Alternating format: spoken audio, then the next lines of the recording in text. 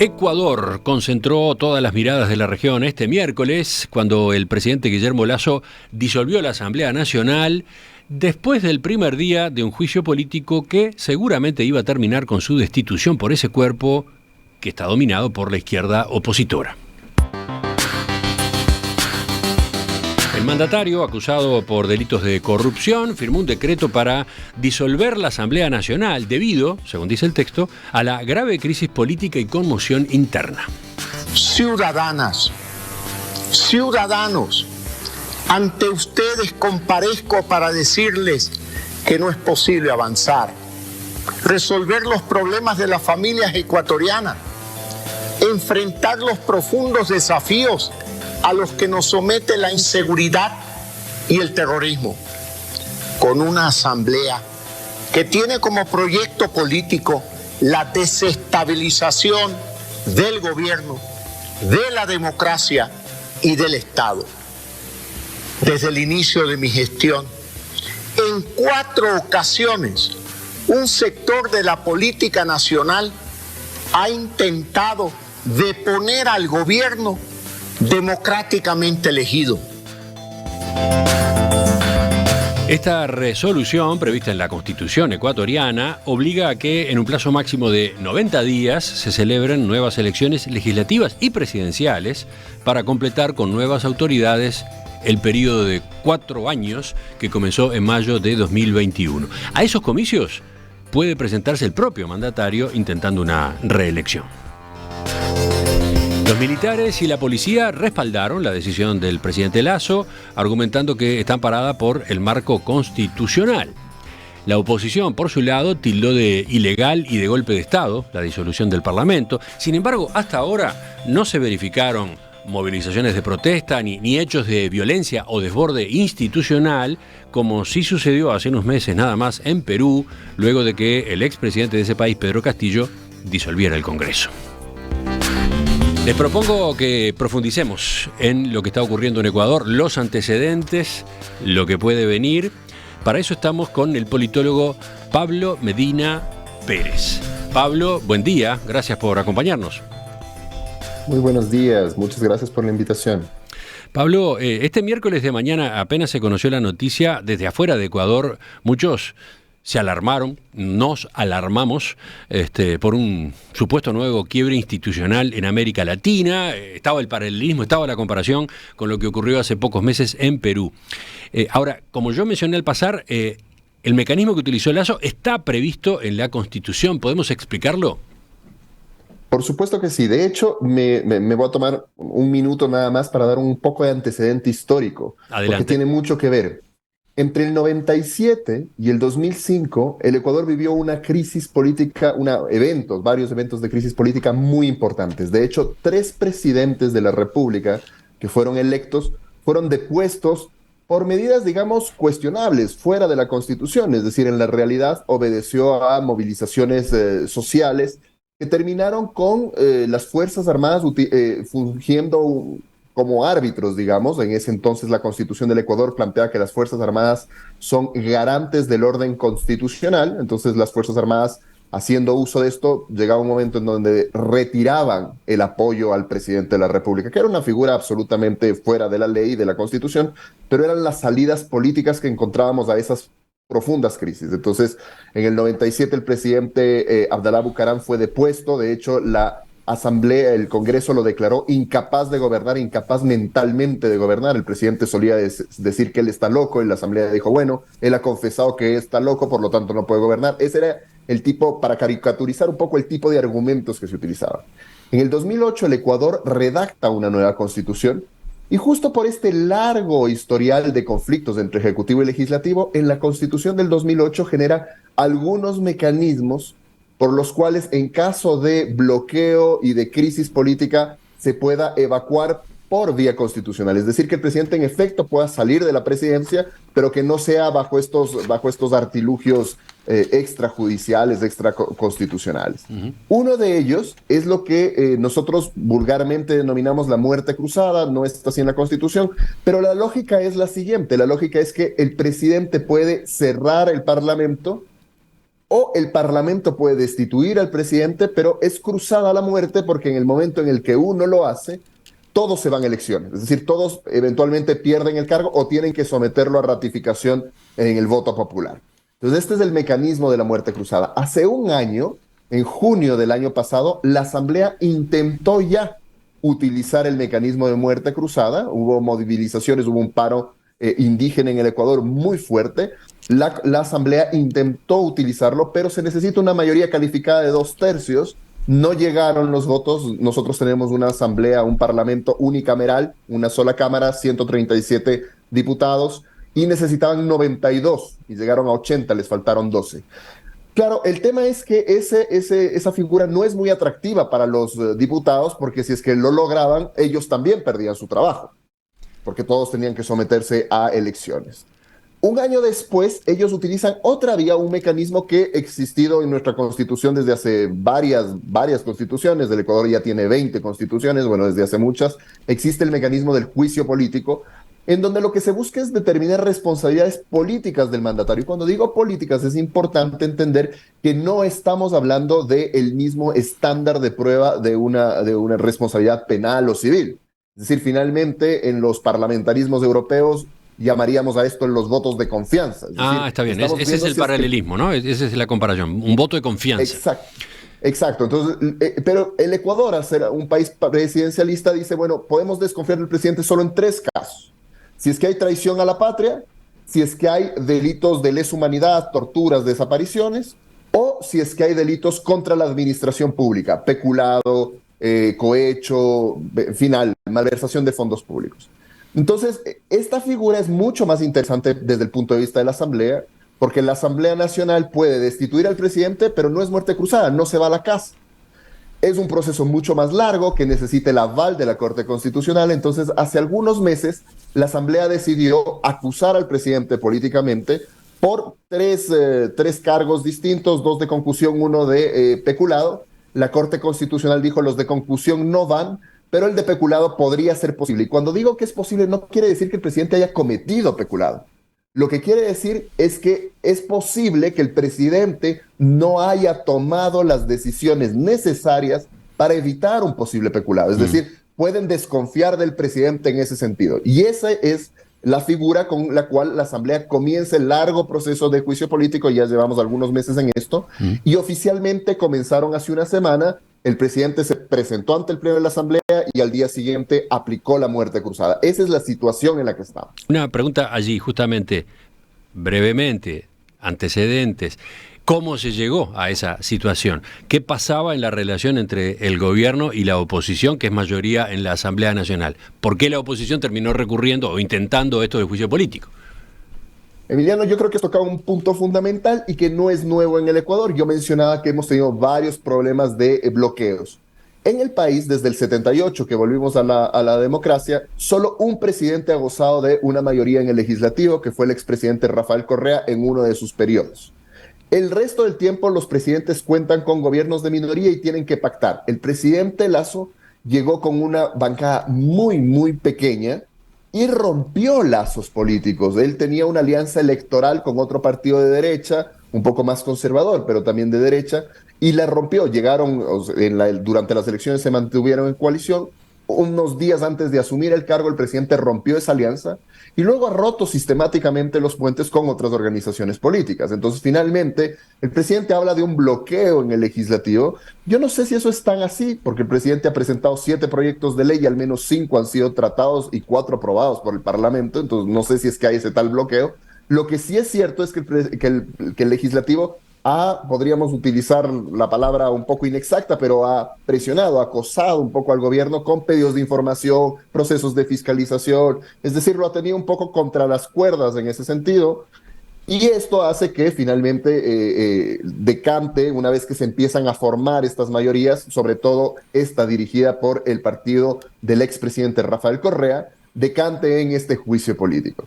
Esto evidentemente es una manifestación también de una crisis social, es decir, la crisis política responde a una crisis social en donde tenemos la peor crisis de seguridad de la historia registrada del país, la estamos viviendo ahora, Y además de eso tenemos serios problemas de desempleo, economía, en fin, la pandemia nos dejó golpeados como a todos y eso no ha terminado de cuajar.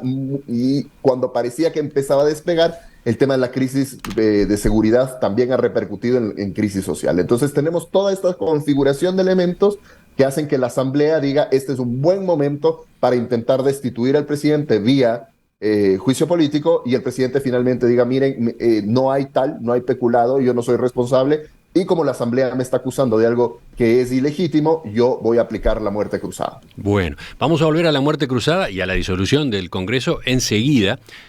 Tenemos que profundizar en cómo toma la decisión y lo que implica. Pero ya que nos hemos metido en los antecedentes y ya que tú hablaste, por ejemplo, de inseguridad, la crisis en materia de inseguridad que vive Ecuador y que es la más grande de la historia reciente, voy ahora a declaraciones que formuló el propio presidente Lasso en el día de ayer cuando concedió entrevistas a medios internacionales. En un momento señaló que es víctima de una persecución política y dijo en varias ocasiones que no quiere pensar que esa persecución se deba a su lucha contra el narcotráfico. A continuación señaló que los gobiernos anteriores, de la que ahora es oposición, sí tenían vínculo con el narcotráfico. Sin embargo, bueno, cuando los periodistas le repreguntaron, admitió que no tenía evidencias para sostener esa acusación. ¿Cómo es esto? A ver, ¿cuánto está jugando? ¿Cómo está jugando el narcotráfico? ¿En qué medida el narcotráfico se vincula o no se vincula con partidos políticos? ¿Nos podés explicar? Yo creo que, por supuesto, yo creo que hay hay, como todo evento es multicausal, es decir, no es tan fácil. Y yo creo que hay algunos elementos que hay que tomar en cuenta. Primero, bueno, después de la pandemia hay una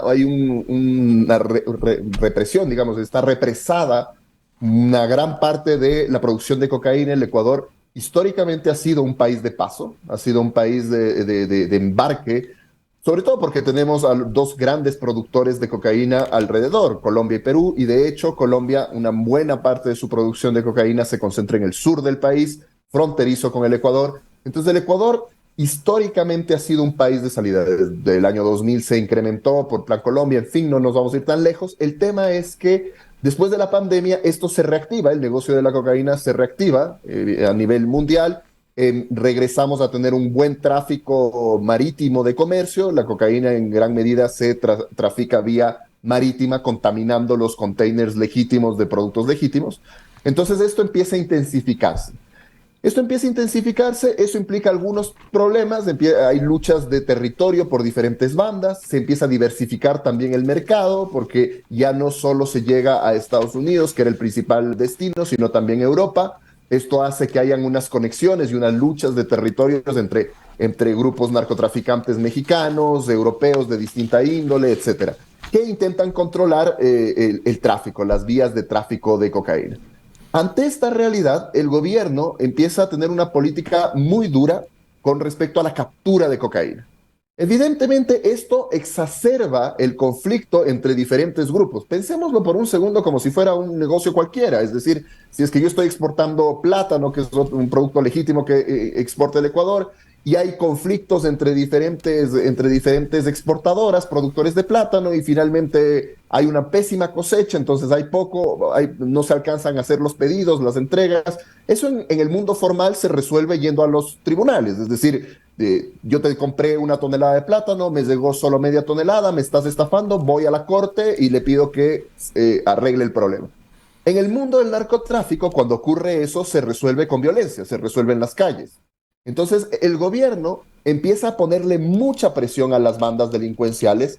El Ecuador ha llegado a cifras récord de captura de cocaína, y eso hace que se exacerbe el conflicto entre ellas y el ajuste de cuentas empieza a ser brutal. Comienza en las cárceles, porque varias de esas cárceles están tomadas por diferentes bandas de narcotraficantes, y luego se riega, se extiende a las calles. Entonces, hay un estudio reciente sobre el tema del uso de la violencia, de armas de fuego. Todo el incremento de violencia en el Ecuador se justifica por armas de fuego. En realidad, no es violencia doméstica, no es el asalto con un cuchillo, no, son armas de fuego. Y la gran mayoría se dan, sea en las masacres carcelarias o entre ajuste de cuentas entre bandas. Ahora, esto, por supuesto, se expande y hay víctimas que pasaban por ahí. hay delincuencia común que aprovecha el momento para organizarse y empezar a cometer más delitos, en fin. Entonces hay un efecto cascada de esto. Y el gobierno se ha concentrado en una respuesta reactiva, es decir, en la represión. Nosotros vamos a capturarlos, nosotros vamos a capturar la cocaína, vamos a arruinarles el negocio. El problema es que no se ha pensado en varias otras cosas, no se ha pensado en la prevención. Hay zonas en el Ecuador en donde estamos hablando de 70 muertos por cada 100.000 habitantes, es brutal. Y en esas zonas, es una zona básicamente tomada por el narco, en donde además se empieza a reclutar adolescentes, jóvenes que no tienen futuro porque no ven futuro, es decir, no tienen capacidad de ir a estudiar ni tampoco futuro, entonces son capturados por el narco. Esto es lo preventivo. Tampoco se ha trabajado con la justicia, entonces sí, la policía puede hacer un buen trabajo, eventualmente las Fuerzas Armadas cuando la apoyan también, pero esto se entrega a un sistema judicial que en el mejor de los casos está coaccionado, está chantajeado por el narco, y en el peor de los casos está corrompido. Entonces, tampoco se ha trabajado con ellos. Entonces, ha sido una política de respuesta muy parcial que en algunos casos incluso ha empeorado la situación. ¿Y en qué medida hay vínculos entre el narcotráfico y partidos políticos? Eso es lo siguiente. Lo siguiente es que hasta ahora orgánicamente no hay evidencia de que eso exista. Hay políticos a quienes se les han acusado, quienes están bajo investigación. Digamos que sigue siendo una cifra bastante marginal, pero el sistema político ecuatoriano se presta con mucha facilidad para una infiltración del narcotráfico. Nosotros tenemos un sistema de partidos políticos muy débiles, en donde se puede presentar candidatos de la noche a la mañana, y evidentemente en procesos electorales, en donde hay campaña intensiva, hoy en día casi todo eso se hace en medios, eso cuesta, el narcotráfico podría empezar fácilmente a capturar el sistema político. Entonces también estamos un poco inermes ante eso, y tampoco los partidos políticos ni el presidente de la República se han sentado seriamente a evaluar el riesgo y a pensar en una reforma política que en este país se considera necesaria desde el retorno a la democracia, y pese a que hemos cambiado 2 veces de constitución, no ha terminado de cuajar. Hasta ahí veníamos dándole entonces antecedentes, contexto a la decisión que el presidente Guillermo Lasso tomó esta semana, el miércoles de esta semana, disolviendo el Congreso que a su vez estaba enjuiciándolo, desarrollando un juicio político en su contra. Enseguida vamos a mirar lo que ocurrió y sobre todo de qué manera se encausa o no se encausa esta situación. Y ustedes, nuestros oyentes, están accediendo a información que les permite entender mejor esta noticia. Tienen otras preguntas, tienen otras dudas, ya saben que pueden comunicarse. 091-525252 es el WhatsApp. Ya volvemos al diálogo con Pablo Medina, politólogo, profesor de Ciencia Política en la Universidad San Francisco de Quito. Un nuevo quiebre institucional en América Latina. Ese temor se instaló este miércoles de mañana cuando se supo que el presidente de Ecuador, Guillermo Lasso, había disuelto la Asamblea Nacional antes de que ese cuerpo, dominado por la izquierda de oposición, lo destituyera en el juicio político que se había iniciado. ¿Qué implica? ¿Cuál es el alcance de lo que está ocurriendo allá? Ese es el tema que estamos desarrollando esta mañana en perspectiva con Pablo Medina, politólogo, profesor de Ciencia Política en la Universidad San Francisco de Quito. Pablo, sabes que mientras corría la pausa llegaban mensajes de oyentes y, por ejemplo, Raúl dice: ¿es un eco del futuro para Uruguay lo que narra el entrevistado? Vaya, si es preocupante la cadena de eventos que describe. Y no es el único mensaje, ¿no? Álvaro señala cuántas coincidencias tenemos con lo que se reseñó del narcotráfico en Ecuador. Cuando veas las bardas de tu vecino arder, pon las tuyas en remojo, agrega. ¿Qué añadiría sobre estas inquietudes que aparecen? Bueno, yo creo que sin duda hay que tener mucho ojo con lo que está pasando con la estructura del narcotráfico. Los países del Cono Sur, que normalmente han estado un poco más distantes, están siendo involucrados ya en las diferentes vías de exportación y comercialización. Las características de las drogas que se consumen y se trafican son distintas. Sin embargo, yo también creo que el Cono Sur en general está aún bastante lejos de la problemática que hemos sufrido lastimosamente en los países andinos, Colombia, Perú, Ecuador. Entonces hay que tenerle ojo, pero tampoco hay que desesperar, digamos. Ya que, bueno, surge la la inquietud y se hacen paralelismos. No viene mal dar algunos datos comparativos, ¿no? Ecuador-Uruguay. La extensión de Ecuador, 256.000 kilómetros cuadrados, es, digamos, mayor que Uruguay, ¿no? 1,5 el territorio de Uruguay. La población, 18 millones de habitantes, o sea, 5 veces la población de Uruguay. Y en cuanto al PBI per cápita de Ecuador, es 1/3 del PBI de nuestro país. ¿Qué agregarías en esta materia, por ejemplo, en lo económico, en lo social? Yo creo que uno de los elementos que complejiza la situación en realidad es la población del Ecuador y las características de esa población, porque es una población muy diversa, muy heterogénea, y pese a los distintos intentos institucionales de mejorar la resolución de conflictos entre esa población y la distribución de la riqueza entre esa población, queda mucho por hacer. Queda mucho por hacer, y esto da cuenta, por ejemplo, de uno de los grupos más excluidos históricamente dentro del Ecuador, que es el movimiento indígena. A partir de los años 90 ellos se organizan, forman la CONAIE, la Confederación de Nacionalidades Indígenas, que es muy importante en el país, es el grupo social más organizado y más importante del país, y que de hecho han jugado un rol en las crisis políticas y sociales del país. De hecho, yo les comentaba que hace un año ya se intentó destituir al presidente vía muerte cruzada, y esto se lo hizo justamente en el contexto de un paro nacional organizado por la CONAIE, que fue muy duro, que se tomó, digamos, la capital durante algunos días, y justamente ellos son lo que les mencionaba, es decir, hay una heterogeneidad en la población y no necesariamente las salidas institucionales, y también históricamente excluidas, que afectan a la crisis social y también a la crisis política, evidentemente. Doy el dato de pobreza, 25%. La pobreza está estancada en 25% de la población desde el año 2019, y la extrema pobreza creció. Era 8,9 y pasó a ser 10,7 en la medición de mediados del año pasado. Exactamente, y eso está muy vinculado al tema del empleo. El tema del empleo, que si bien por la forma de medir nos dicen que hay buenas noticias en el sentido de que el desempleo ha disminuido, pero el empleo inadecuado, el empleo informal ha crecido. Es decir, la gente finalmente hace lo que puede para sobrevivir, pero no hay una recuperación en términos de empleos formales. Son los empleos que nosotros entendemos como al menos donde recibes el salario mínimo vital y también los beneficios de ley, ¿no? Bueno, pero volvamos entonces a la decisión que tomó el presidente Lasso. Ya hemos ubicado lo que ocurría antes, ya hemos ubicado el contexto económico y social. La decisión, la disolución de las cámaras, está prevista en la Constitución. Es un mecanismo constitucional, la llamada muerte cruzada en términos coloquiales. Ahora, mi pregunta es, ¿hasta qué punto Lasso forzó ese mecanismo? ¿Hasta qué punto lo aplicó en condiciones que no son las que la Constitución prevé? Yo creo que esa es una importante discusión, y sobre todo es una importante discusión porque nuestro sistema institucional no prevé un límite a ese uso. Y quizá esa es la parte importante.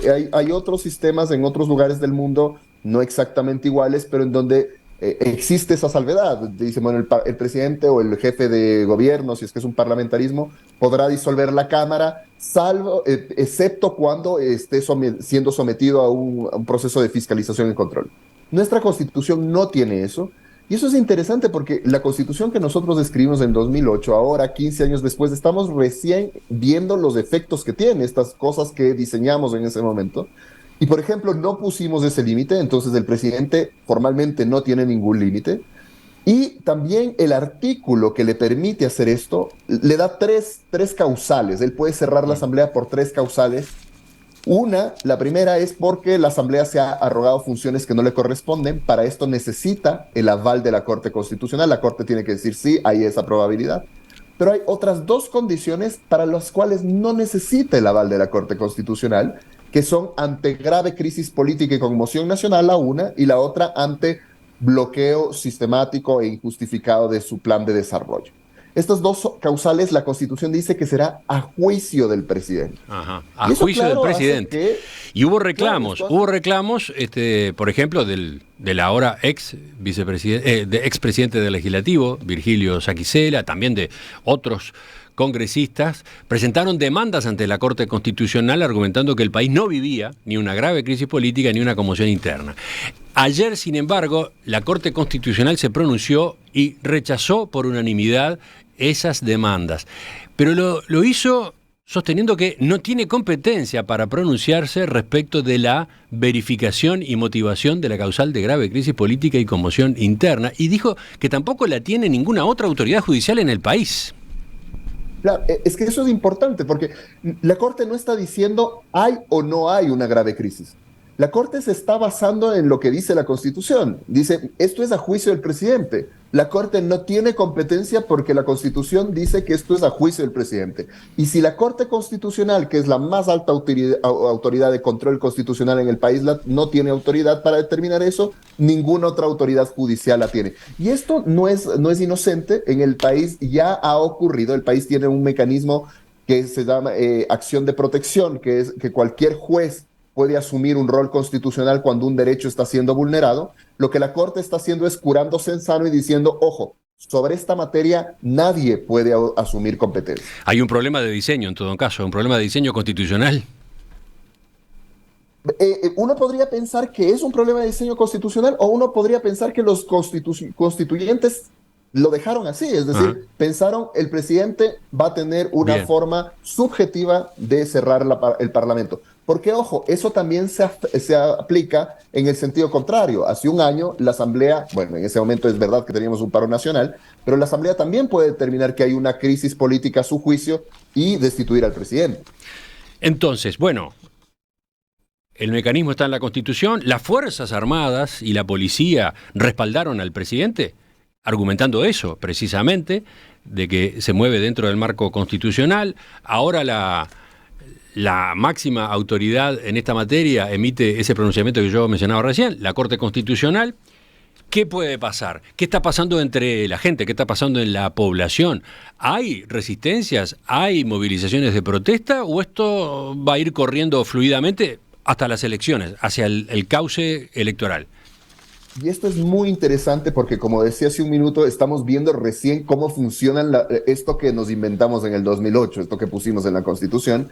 Y una de las cosas que estamos viendo y que seguramente no fue pensada, no fue prevista, pero está funcionando, es que hay un incentivo para que no hayan movilizaciones. Y ese incentivo es que se convoque inmediatamente elecciones. Como yo les mencionaba hace un minuto, el movimiento social más importante del país es la Confederación de Nacionalidades Indígenas. Quien tiene el músculo en las calles y que puede paralizar el país son ellos. Y sin embargo, como automáticamente se llama elecciones y ellos tienen un brazo político, el partido Pachacutic, y tienen que organizarse porque tienen 3 meses para ir a elecciones y para lograr los escaños que tenían, o mejores, o ojalá mejores desde su punto de vista, es decir, tienen que organizarse para las elecciones, quizá vayan a presentar su propio candidato a la presidencia de la República. Esto desincentiva las marchas, desincentiva la protesta, porque los partidos políticos, los movimientos sociales vinculados a los partidos políticos, tienen que armar una campaña presidencial y de legisladores en 3 meses. Entonces, ellos se pronunciaron, todos esperaban que digan que, bueno, van a hacer un paro, no sé, y su pronunciamiento fue, vamos a estar vigilantes con el gobierno, lo que haga el gobierno en estos meses, y automáticamente todos los partidos empezaron a funcionar para ver qué candidatos van a ir a elecciones. Entonces, este es un efecto interesante. Las elecciones desmotivaron, desinflaron esta que podría ser una iniciativa de protesta y de movilización social en el país. En este periodo, en lo que le queda del mandato, según la Constitución, Lasso puede gobernar expidiendo decretos, leyes de urgencia económica, ¿no? Y ya empezó a trabajar en esa materia. ¿Cuáles son las decisiones que tú destacas de lo que ha ocurrido en estas horas? Él ha enviado su primer proyecto, curiosamente su proyecto de ley, el proyecto de decreto ley es en materia urgente, es materia tributaria, pero es corrigiendo algo de un proyecto que él mismo puso en la Asamblea. Yo les mencioné hace un momento que él ha presentado 7 proyectos a la Asamblea, uno de ellos que fue tratado, no, más bien dicho, no fue tratado, y justamente como no fue tratado en el Ecuador, cuando una ley entra por materia económica urgente y no es tratada por el Parlamento en 30 días, pasa por Ministerio de la Ley, es decir, se vuelve ley automáticamente. Él presentó un proyecto de ley tributaria hace algún tiempo, más de un año, no fue tratada, se aprobó, por consecuencia es ley de la República, y ahora él está, su primer decreto ley es corrigiendo esta ley, este proyecto de ley que él mismo presentó. Este ha sido su primer avance. Él ha dicho que hay 5 o hasta 7 materias en las que pretende emitir decretos ley. Evidentemente tiene que mantenerse dentro de materia económica, no puede reformar otras leyes de cualquier otra materia, seguridad, educación, cualquier otra, no. Y lo otro es que la Constitución prevé un control constitucional, es decir, como no hay parlamento, lo que dice la Constitución es que durante este tiempo la Corte Constitucional tiene que avalar el proyecto que el presidente ha presentado y que la próxima legislatura lo puede revisar inmediatamente, es decir, igual lo pueden dar de baja una vez posesionados los nuevos asambleístas, que se calcula que será entre 5 y 6 meses. Y esto a su vez puede ir a la siguiente pregunta, ¿no? ¿Cómo se entiende la decisión que tomó Lasso, ¿no? Desde el punto de vista político, ¿cómo se explica su determinación, la de disolver la Asamblea Nacional? Porque está poniendo en juego su propio cargo, ¿no? La decisión de disolver la Asamblea Nacional implica la convocatoria de elecciones en 90 días, se arriesga a que su mandato termine antes de lo previsto, que era 2025. ¿Qué pasó acá? ¿Fue un manotazo para sí salir del poder, como iba a ocurrir, pero no echado, no destituido por el Parlamento? Y por otro lado, contar con este periodo de 6 meses en el que puede ordenar un poco su gestión, redondear algunas de las líneas de sus políticas que estaban pendientes. Yo creo que es justamente eso, Emiliano. Yo pienso que si es que lo pensamos en cuáles son las preferencias, los escenarios posibles, el presidente se enfrentaba a un escenario en donde lo destituían, un escenario en donde él decidía cómo salía, los términos en los que salía, y su escenario ideal, que era el que no lo destituyan, es decir, que no haya muerte cruzada y no hayan los votos para el juicio político. El problema es que aparentemente existían los votos, los 92 votos necesarios. Y no solo eso, incluso si es que él hubiera llegado a acuerdos, suponiendo que él llegaba a acuerdos con algunas bancadas o con legisladores a título individual para que no apoyen su destitución, él no tenía la capacidad de confiar en esos legisladores. Él, como mencioné hace un momento, había roto los lazos con todas las fuerzas políticas, se peleó con todos los partidos que no sean los de él. Sí. Estaba el temor a la traición, digamos, ¿no? A que aquellos que acordaran con él, que pactaran con él, dicen de la oposición, aquellos a quienes Lasso comprara, a último momento no le respondieran, ¿no? Exactamente, entonces no podía confiar. Entonces su escenario ideal, que era quedarse y no haya juicio político, no era viable, no habían las condiciones para confiar en ese escenario. Su segundo mejor escenario, o su menos peor escenario, para ponerlo de alguna forma, era, bueno, me voy, pero me voy en mis términos y me voy con todos ustedes, porque finalmente, y ahí uno puede ver que de todas maneras la Constitución se inclina la balanza a favor del presidente, porque cuando el presidente activa la muerte cruzada, la Asamblea se cierra ese mismo día, pero el presidente gobierna entre 5 y 6 meses más. Pero cuando la Asamblea activa la muerte cruzada, el presidente se ve ese día y la Asamblea se ve ese día. Entonces, incluso ahí vemos que la Constitución de todas maneras se inclina a favor del presidente en ese sentido. Bueno, y para terminar te pregunto qué perspectivas electorales hay. Veía la información del día de ayer, el Consejo Nacional Electoral anunció que iniciaba el proceso de convocatoria a elecciones. O sea, se dispara el proceso, efectivamente se dispara. Podía pasar que Lasso no fuera por esa otra parte del artículo constitucional. Eso está ocurriendo y nadie tiene dudas de que va a ocurrir. No, absolutamente. El Consejo Nacional Electoral ha anunciado que va a convocar ya elecciones próximamente, incluso ha anunciado ya fechas tentativas, me parece que es el 20 de agosto la primera vuelta electoral y no recuerdo qué fecha en octubre la segunda vuelta. Entonces, no, el proceso electoral se activa automáticamente. En eso el presidente lo ha mencionado en su decreto y el Consejo Nacional Electoral se ha activado inmediatamente. Es decir, eso ha funcionado como la Constitución lo prevé. Todavía no se sabe las elecciones. Todavía no se sabe si Lasso se va a presentar a la reelección, no sé cómo llamarla. ¿Tiene alguna posibilidad? Si lo hace, ¿cómo llega la izquierda? ¿Cómo llega la oposición a estos comicios? En efecto, no ha mencionado si se va o no a presentar. Si es que si es que la elección fuera hoy, no tiene ninguna posibilidad de ratificarse en su cargo. Veamos qué pasa en 5 meses. La gestión de Lasso tiene una aprobación bajísima, ¿no? 10%. 10%, en efecto, algunos hablan de cifras aún menores. Entonces, difícilmente sería ratificado. Y el sentimiento electoral en la política ecuatoriana en este momento es que el partido del expresidente Rafael Correa, Revolución Ciudadana, está en un muy buen momento, y esto le cae en un muy buen momento. Tuvimos elecciones subnacionales, seccionales hace unos meses atrás, y el partido del expresidente Correa capturó las dos principales ciudades del país, las dos ciudades más pobladas del país, Quito y Guayaquil, las provincias alrededor de ellas, una serie de capitales de provincia. Es decir, fue un momento muy exitoso para el partido del expresidente Correa, y esto hace sentir que es un partido, es una de las fuerzas políticas más organizadas, yo estoy de acuerdo con eso, a nivel nacional, y con mayores probabilidades de colocar asambleístas y probablemente ganar la presidencia de la República. Ahora, hay algo que hay que matizar ahí, y es que aunque tenemos este sentimiento de que están muy posicionados, en la realidad, cuando uno ve el número de votos que recibieron en total a nivel nacional, no es muy superior al número de votos con el que perdieron las elecciones presidenciales en 2021. Es decir, digamos que lo vistoso es que capturaron Quito y Guayaquil, que son dos ciudades muy importantes en el país, pero en términos electorales habrá que ver si es que en efecto eso le basta, porque eso no es más de la mitad del país. Entonces mucho va a depender de cuán fraccionada llegue la derecha a las elecciones. Es probable que llegue muy fraccionada, ya estamos hablando de precandidatos a una cantidad importante. Y además de ello, además de esto, de los números en sí mismos, otro tema es que el partido de gobierno, el partido del expresidente Correa, Revolución Ciudadana, por muy organizado que sea, gastó, digamos que sus perfiles más interesantes justo en las elecciones seccionales para capturar estas provincias y estas ciudades. Entonces no hay un candidato claro. Van a tener que decidir quién es su candidato. Mientras tanto, el propio Correa sigue viviendo en Bélgica, ¿no?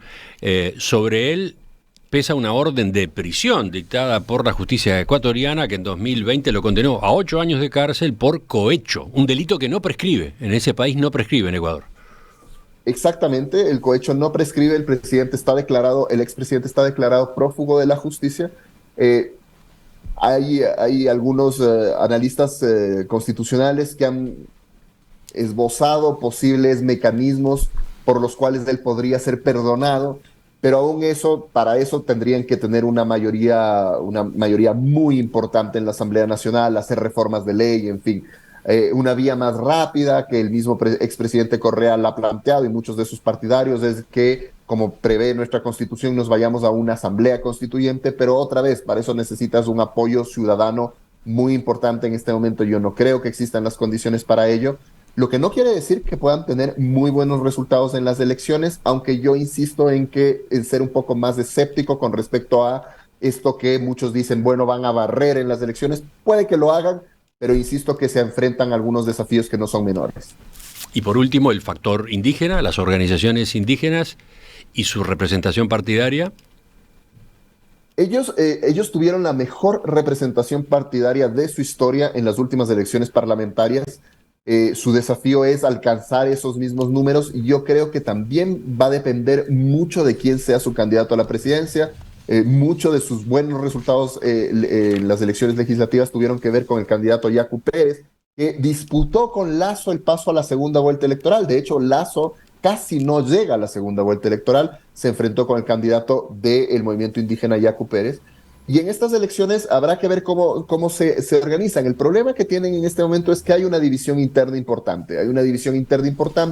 La dirigencia de la CONAIE es una dirigencia digamos, ideológicamente de una izquierda más bien extrema, y hay muchos sectores dentro del movimiento indígena que no necesariamente están de acuerdo con los postulados de ese sector. Entonces habrá que ver. El movimiento indígena en ese sentido hay momentos en que es muy orgánico y otros momentos en los que se fracciona. Este momento está fraccionado.